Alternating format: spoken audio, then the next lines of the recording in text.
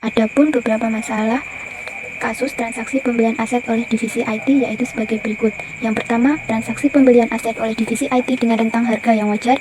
Yang kedua, alamat vendor yang mensuplai pembelian hard drive berbeda dengan alamat vendor sebelumnya. Dan yang ketiga, sebagai sebuah perusahaan di bidang keuangan, maka sesuai pedoman perusahaan bahwa hanya menggunakan satu jenis produk yang dibuat sebuah perusahaan perangkat multinasional yang telah disertifikasi terkait adanya kejanggalan dan potensi fraud atas transaksi pembelian aset oleh divisi IT, yang terdiri dari 3 tahap. Tahap pertama memuat sistem pengendalian internal yang terdiri dari pemeriksaan SPI kepada divisi IT, pemeriksaan SPI kepada bagian pembelian, pemeriksaan SPI kepada bagian keuangan. Jika ada kecurigaan fraud, maka akan lanjut ke tahap kedua, yang memuat audit dokumen dan transaksi, penggunaan artificial intelligence untuk analisis kecurangan, pemahaman transaksi, analisis data dan pola, lanjut ke verifikasi identitas penjual, monitoring real time, kerjasama dengan pihak eksternal, penyelidikan internal. Lanjut ke tahap ketiga yang memuat interogasi kepada pihak terkait, peningkatan proses dan kontrol, dan yang terakhir, laporan dan tindak lanjut. Langkah-langkah proses audit sistem pengendalian internal atau SPI dengan pemeriksaan kepada semua posisi yang terlibat dan memeriksa alamat vendor, audit dokumen dan transaksi, mengumpulkan bukti transaksi dan informasi, serta memeriksa laporan keuangan. Penggunaan artificial intelligence atau AI, pengumpulan data dan persiapan data, pemahaman transaksi, mengumpulkan bukti transaksi berupa voucher yang digunakan sebagai bukti pembelian, analisis data dan pola, mengidentifikasi pola transaksi dan mencari data alamat voucher, verifikasi identitas penjual, mencari alamat vendor yang sesungguhnya dengan menggunakan beberapa cara yaitu dengan metode wawancara dengan nomor yang tertera pada voucher, monitoring real time, mengimplementasikan sistem pemantauan real time untuk melacak transaksi secara langsung dan mengatur peringatan untuk transaksi secara langsung dan mengatur peringatan untuk aktivitas yang mencurigakan atau di luar pola normal. Kerjasama dengan pihak eksternal. Menggunakan prosedur konfirmasi eksternal adalah untuk mendesain dan melaksanakan prosedur tersebut untuk memperoleh bukti audit yang relevan dan andal. Penyelidikan internal. Melakukan wawancara atau interogasi kepada pihak terkait dan membandingkan beberapa bukti. Interogasi, melakukan interogasi kepada pihak terkait, peningkatan proses dan kontrol, mengevaluasi kembali kebijakan, prosedur serta kontrol, dan memberikan pelatihan kepada karyawan. Dan yang terakhir, laporan dan tindak lanjut, membuat laporan investigatif yang mencakup temuan tindak kecurangan. Identifikasi dan mengatasi kecurangan dalam suatu transaksi. Berikut adalah pengembangan informasi yang lebih lengkap dan spesifik terkait dengan langkah-langkah agar dapat ditindaklanjuti dengan audit investigatif. Sistem pengendalian internal atau SPI, kami sebagai auditor internal akan melakukan pemeriksaan kepada beberapa bagian yang masuk dalam kategori keterlibatan dalam kasus ini. Sesuai dengan SA 315 yang menyatakan bahwa proses yang dirancang, diterapkan, dan dipelihara oleh pihak yang bertanggung jawab atas tata kelola, manajemen, dan personil lain untuk menyediakan keyakinan memadai tentang pencapaian tujuan suatu entitas yang berkaitan dengan keandalan laporan keuangan. Efisiensi dan efektivitas, operasi dan kepatuhan terhadap perundang-undangan pengendalian internal terdiri atas 5 komponen yang saling berkaitan, seperti lingkungan, pengendalian, penafsiran risiko, aktivitas pengendalian, informasi dan komunikasi, dan pemantauan. Audit dokumen dan transaksi. Kami, auditor, melakukan pengumpulan dokumen mulai dari voucher yang digunakan untuk transaksi. Informasi yang sudah kami dapatkan dari hard drive tersebut juga akan kami periksa sesuai pada SA nomor 230 yang berkaitan dengan kewajiban auditor dalam penyusunan dokumen audit untuk keperluan atas laporan keuangan. Penggunaan artificial intelligence atau AI untuk analisis kecurangan. Kami sebagai auditor internal akan menganalisis kecurangan menggunakan AI yang dapat digunakan untuk mendeteksi pola kecurangan yang sulit diidentifikasi secara manual.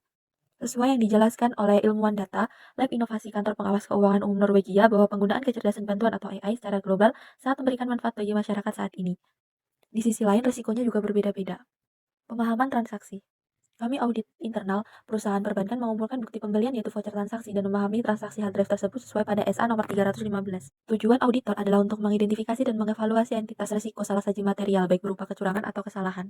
Pada tingkat laporan keuangan dan asersi, pemahaman entitas dan lingkungannya termasuk pengendalian internal komunikasi kesalahan material. Analisis data dan pola. Kami melakukan analisis data dan pola dengan mengidentifikasi pola transaksi normal dan melakukan perbandingan dengan voucher yang digunakan, seperti yang disyaratkan dan dijelaskan lebih lanjut oleh SA nomor 315 dan SA nomor 330.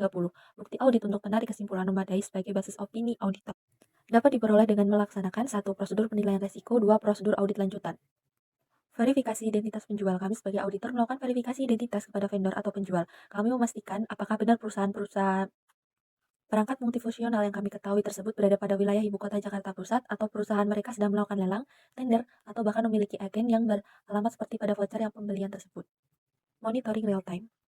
Kami sebagai auditor internal akan melakukan pemantauan secara real-time atau setiap waktu untuk memungkinkan deteksi dini kecurangan seiring berjalannya waktu, yaitu dengan mengimplementasikan sistem pemantauan real-time untuk pelacak transaksi secara langsung dan mengatur peringatan untuk aktivitas yang mencurigai atau di luar pola jam. Kerjasama dengan pihak eksternal. Kami sebagai auditor mencurigai vendor yang mensuplai membantu dalam hal ini, maka dari itu kami mewawancarai vendor yang bersangkutan guna mendapatkan informasi lebih lanjut.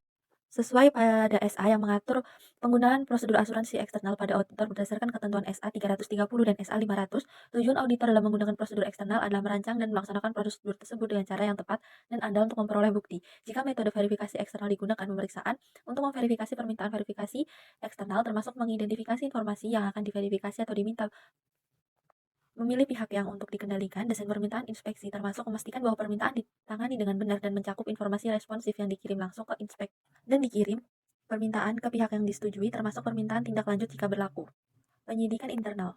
Kami sebagai auditor internal akan melakukan penyidikan terhadap bagian-bagian yang bersangkutan dengan transaksi pembelian hard drive untuk mencari fakta-fakta yang terjadi. Sesuai SA 206, tujuan auditor adalah untuk mengomunikasikan secara jelas pada pihak yang bertanggung jawab atas tata kelola mengenai tanggung jawab auditor sehubung dan audit atas laporan keuangan.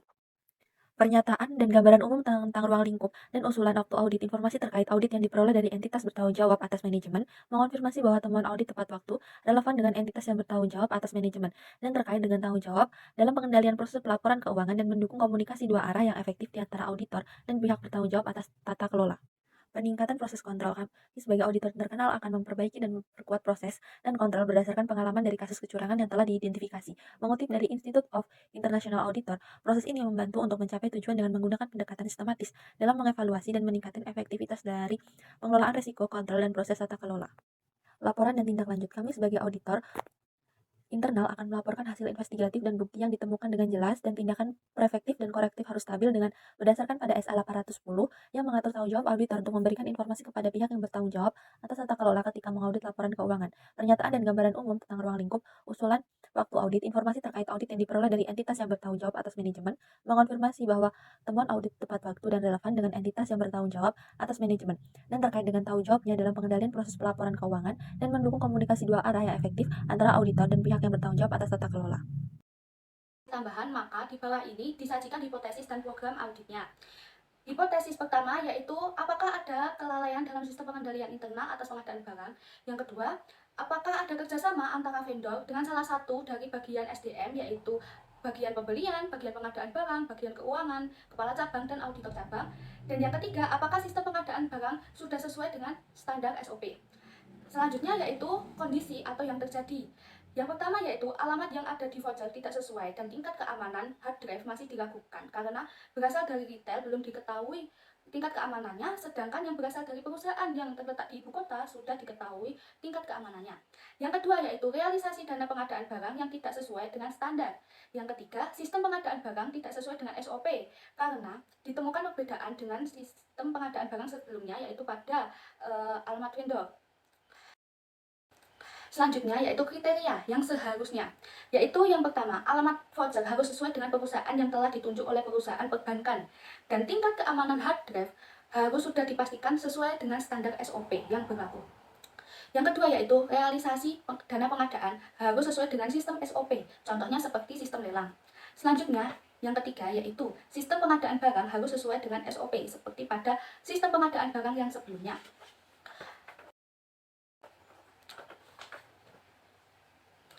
Selanjutnya yaitu program audit. Dari temuan audit investigatif tersebut, maka laporan audit investigatif yaitu meliputi yang pertama, terbukti adanya alamat vendor yang tidak sesuai dengan perusahaan yang telah ditunjuk oleh perusahaan perbankan. Selanjutnya, terbukti tingkat keamanan hard drive yang tidak sesuai dengan SOP. Laporan audit investigatif yang kedua yaitu terbukti realisasi dana pengadaan yang tidak sesuai dengan SOP. Karena adanya kerjasama di bagian SDM yaitu pada bagian pembelian dan kepala cabang. Lalu, laporan audit investigatif yang ketiga atau yang terakhir yaitu terbukti sistem pengadaan barang yang tidak sesuai dengan SOP karena adanya perbedaan dengan sistem pengadaan barang sebelumnya, yaitu perbedaan di alamat voucher.